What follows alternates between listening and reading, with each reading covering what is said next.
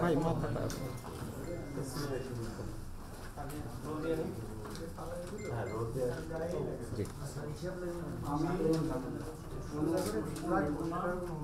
এবং কোনো প্রশ্নের উত্তর দেব না।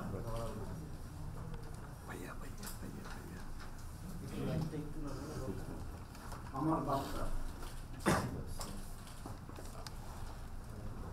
জাতীয় নির্বাচনে ক্রমবর্ধমান সহিংসতা ও সন্ত্রাসের ঘটনায় আমি গভীরভাবে উদ্বিগ্ন। নির্বাচন ও সন্ত্রাস একসঙ্গে চলতে পারে না।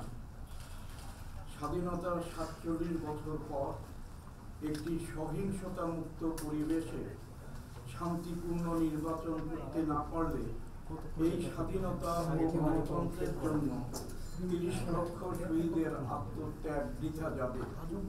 আমরা তা হতে দিতে পারি না। নির্বাচন কেবল অংশগ্রহণমূলক হলে হয় না, নির্বাচনকে অবাধ, সুষ্ঠু, নিরপেক্ষ ও আইনানুগ হতে হয়। এছাড়া নির্বাচন গ্রহণযোগ্য, বিশ্বাসযোগ্য না হলে বিশ্ব সভায় আত্মমর্যাদাশীল জাতি হিসেবে আমরা মাথা তুলে দাঁড়াতে পারব না। প্রশ্নবিদ্ধ নির্বাচন করে আমরা কলঙ্কিত হতে চাই না। নির্বাচনে যিনি বা যারাই জয়লাভ করুন, দেশের মানুষ যেন পরাজিত না হয়। আইন শৃঙ্খলা রক্ষাকারী বাহিনীর সদস্যদের বলছি, অতি উৎসাহী হয়ে কোনো অনভিপ্রেত আচরণ করবেন না। আপনারা নির্বাচনের সবচেয়ে বড় সহায়ক শক্তি।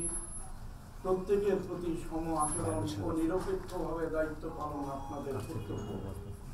নির্বাচনে পক্ষপাতমূলক আচরণ থেকে বিরত থাকুন।